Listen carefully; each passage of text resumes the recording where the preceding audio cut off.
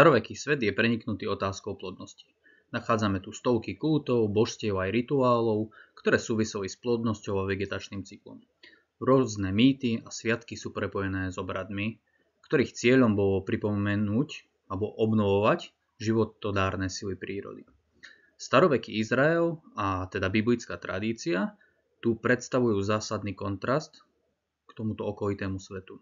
Nielenže podobné kulty odsudzujú ako modlárstvo a duchovný odklon od pravého Boha, ale ako sme naznačili v tých predchádzajúcich častiach, najvýznamnejší biblickí hrdinovia sa často rodia z neplodných párov, neplodných rodičov alebo sami zápasia s neplodnosťou. Prečo je teda Biblia v tejto oblasti tak výnimočná? A ako máme chápať tento rozdiel oproti pohanskému svetu? Presne na to sa pozrieme bližšie v tejto epizóde. V starovekých pohanských mýtoch nachádzame významné dvojice božstiev, ktorých spojenie symbolizuje udržiavanie sveta a zabezpečenie plodnosti. Základom týchto príbehov je zväčša vzťah nebeského a zemského princípu. Podobne, ak by sme si to chceli predstaviť, ako slnko a dážď umožňuje rast a úrodu, teda plodnosť zeme. Typickými pármi, teda najstarší generácií tých božstiev, sú napríklad Gaia a Uranos, teda zem a obloha, a v rímskej verzii teda Terra a Celus. Podobné motívy nachádzame u ostatných párov, ktoré sú vlastne nejakým ich derivátom. Je to grécka Afrodita a Adonis, v Egypte je to Isis a Osiris, alebo Hátor a Horus. A čo nás zaujíma vlastne najviac, je to Aštara a Tamuz na Prednom východe. V písme sa stretneme s touto dvojicou skôr ako dvojicou Báli a Aštar. Nevždy sa však jedná o milenecký pár. Niekedy nám mýtus predstavuje tento istý princíp formou vzťahu matky a dcéry, ako napríklad v príbehu Demeter a Persefony. Základná myšlienka je však rovnaká a predstavuje určitý cyklus. Milovaná bytosť zomiera a zostupuje do podsvetia, čo spôsobuje neplodnosť zeme. Tá, ktorá nažive teda ostáva alebo na svete, jej láska a jej zákrok spôsobí, že táto zomrelá bytosť sa navracia opäť na zem a začína nová jar, nový cyklus. Stručne sme si teda spomenuli základnú štruktúru mýtu, ktorý je spojený s plodnosťou a cyklami prírody. Toto nie je iba mýtus. Nie je to niečo, čo sa deje hore, ale je to niečo, do čoho pohanské národy, do čoho sa aktívne zapájajú. Zmyslom rituálu je, aby sa spoločnosť, ale aj jednotlivci zapojili do rituálu a tento vzorec napodobňovali. To sa dialo najmä pri sviatkoch. Staroveký pohanský svet poznal stovky sviatkov spojených s plodnosťou a prírodnými cyklami. Mnohé z nich boli zasvetené konkrétnym božstvám, iné vo všeobecnosti oslavovali fázy roka, sejbu a žatvu, ale to stále v súvislosti s mýtom.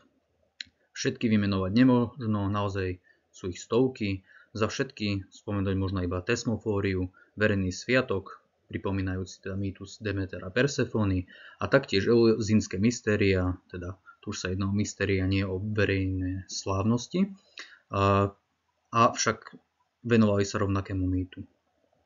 Na hlbšej úrovni teda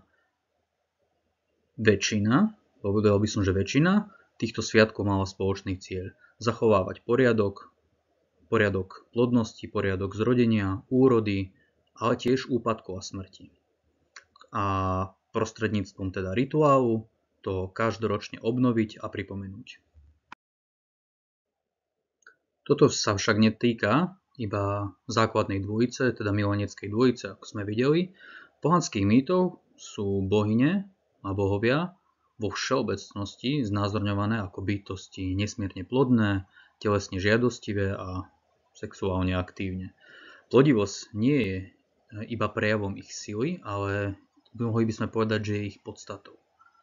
Príkladom je napríklad Zeus, teda respektíve rímsky Jupiter, je známy množstvom mileneckých vzťahov, počty sa rôznia, ale počíta sa približne medzi 30 a 50 milenkami, a s ktorými splodil, opäť počty nie sú presné, ale viac ako 60 detí. Pri týchto mýtoch je nápadnou črtou, že sa veľmi často mení podobu aj na zviera, čo sa týka labute, býka, niekedy prostredníctvom dažďa, aby zviedol tieto svoje ženy. Jeho syn Herkules verne nasleduje šľapajak svojho otca a nezaostáva. Podľa legendy splodil viac ako 70 detí, a to s minimálne 30 ženami. Slávny je jeho prípad, kedy splodil 50 synov, teda s 50 dcerami kráľa Tespieja.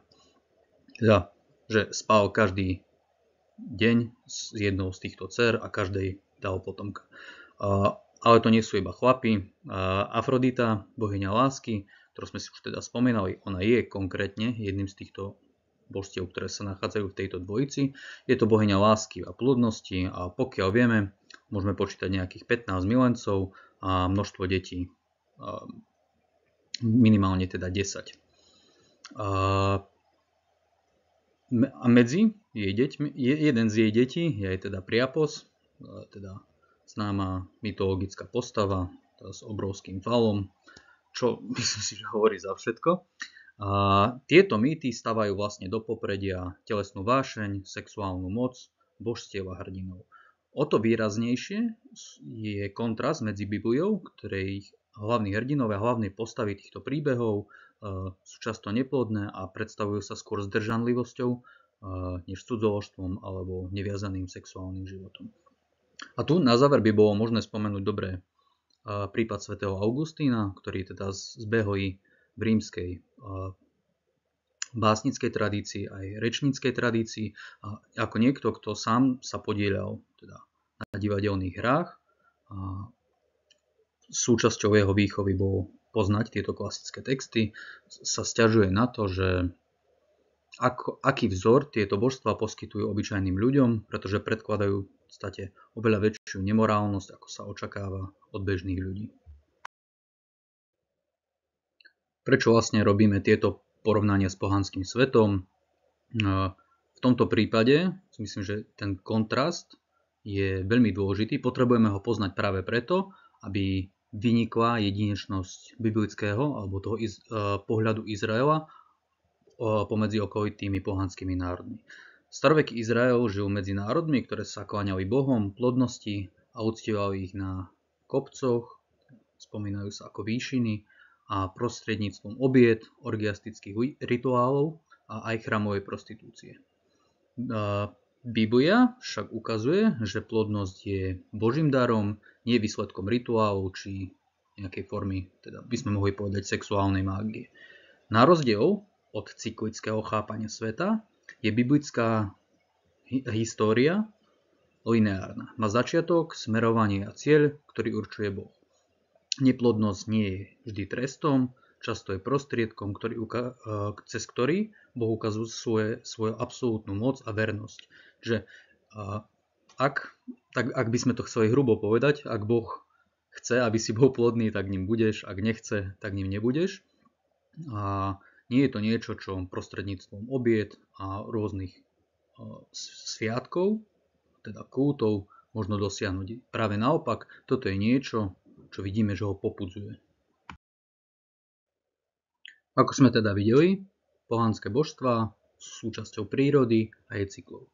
Plodia ďalších bohov a tých ďalších a všetko sa odohráva v rámci určitého prirodzeného alebo kozmického poriadku. Plodivosť si v zásade vyžaduje mužský aj ženský princíp. Boh v Biblii je iný. On nie je súčasťou prírody, ale je jej stvoriteľom. Nepotrebuje ženský protipol, pretože tvorí myšlienkou alebo slovom. A jeho slovo má moc priviesť veci, teda k bytiu. Je teda zvrchovaný aj nad plodnosťou, aj neplodnosťou. To nie je teda iba pri ľuďoch, alebo teda pri dobytku, pri zvieratách. Platí to aj pre krajiny. Čítame, že púšť môže zmeniť na záhradu a zase plodnú krajinu premeniť na pustatinu. Tento Boh nie je stvorený, nepodlieha prírodným zákonom, ale ich ustanovuje. Nie je teda ani mužom, ani ženou, je absolútnym bytím a stvoriteľom všetkého, čo existuje. A to je ostrý kontrast proti pohanským božstvám, ktoré nachádzame teda spomenuté v písme aj mimo neho. Spomenuli sme si teda aj pohanské sviatky, a k nim je správne doplniť teda ten židovský alebo ten biblický kontrast. Samozrejme tu treba upozorniť, že aj v židovskej tradícii nachádzame určitý vzťah teda k prírode, aj tu sa poskytuje nejaká vďaka pri sviatkoch za úrodu, no hlavný dôraz sviatkov nie je v prírodných cykloch, ale v dejinných udalostiach, teda tých biblických dejín spásy. Medzi hlavné sviatky, ktoré poznáme, teda ktoré sa medzi Židmi slávia dodnes a majú teda oporu v biblickej literatúre, to Pesach, ktorý oslavuje teda vyslobodenie z Egypta a prechod teda na púšť na ceste do zasľúbenej zeme. Ďalšie je to Jom Kippur, ktorý je dňom očistenia, ale hlavne pokánia, zmierenia a pôstu. Ďalší sviatok ako Šabot, sviatok Tóry a prvotín a sviatok Sukot, teda sviatok stánkov, pripomína putovanie púšťou. Tieto sviatky sú pripomienkou Božej vernosti, zásahov do dejín a daru zákona. Nie sú v žiadnom prípade oslavou plodnosti či sexuálnej sily, ako to nachádzame teda u tých pohanských národov. Ich atmosféra je naozaj úplne odlišná. Je skôr púštna, asketická, spojená s ťažkými, niekedy tragickými časmi, ale hlavne teda s putovaním a s obetou, ktorá pripomína teda závislosť, úplnú závislosť človeka a stvorenie od Boha. Pri týchto sviatkoch je tiež dôležité spomenúť, že Izrael má teda priamo Božím zákonom zakázané napodobňovať pohanské sviatky, ktoré sa slávia bližšie aj ďalej. A hlavne teda sa spomína Bál a Aštara, známi bohovia, ktorým sa obetovalo na výšinách, spojené s obeťmi, orgiastickými kultami a tiež s chrámovou prostitúciou, čo Boh vyslovene zakazuje a považuje za ohavnosť. A teda nakoniec, na rozdiel od pohanských hrdinov, ktorí sú zobrazení ako mimoriadne plodní, dopúšťajú sa rôznych romantických či sexuálnych dobrodružstiev, sú biblickí hrdinovia pomerne zdržanliví a tí najdôležitejší sú často práve neplodní alebo narodení z neplodných. Existujú tu samozrejme výnimky, za všetky iba jediná, kráľ Šalamún, ako sa spomína, mal 700 manželiek a 300 konkubín. Predpokladali sme teda, že aj mnoho detí, čo je zaujímavé, spomína sa iba jeden.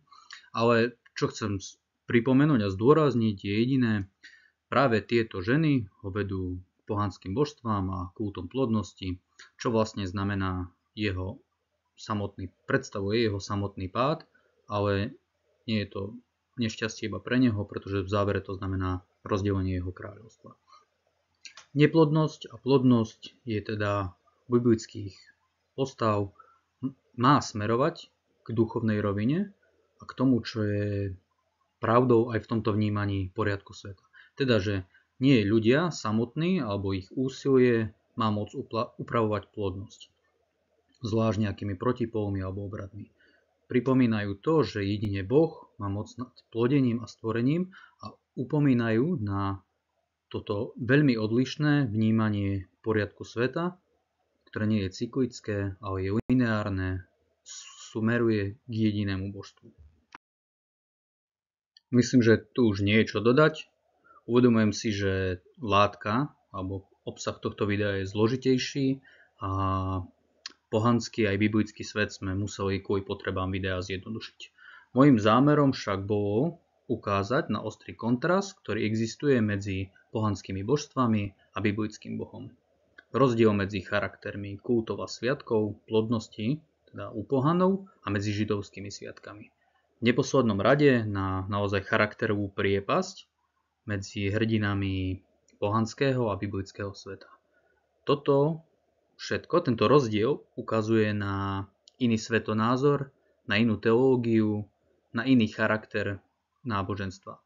Odkazuje na jediného Boha, ktorý je zdrojom, ale aj cieľom toho, čo skutočná plodnosť, rodenie a tvorenie vlastne znamená. Týmto sa teda táto časť končí a ja by som chcel poďakovať divákom, ktorí naozaj, zvlášť tým, ktorí dopozerali do konca. Dúfam, že sa vám páčila. Ak sa vám páčila, nezabudnite zakliknúť páči sa mi. Ak nie ste odberateľmi, poprosím vás aj o odber. A čo ma poteší naozaj najviac je, okomentujte túto časť a dajte mi vedieť, či s ňou súhlasíte, či s ňou nesúhlasíte, alebo ak chcete, môžeme sa pustiť v komentároch aj do poriadnej, teda biblickej alebo teologickej debaty. Veľmi to vítam, zatiaľ odpisujem stále. Takže ostáva mi povedať iba ďakujem za sledovanie a vidíme sa. Dúfam, že čo najskôr.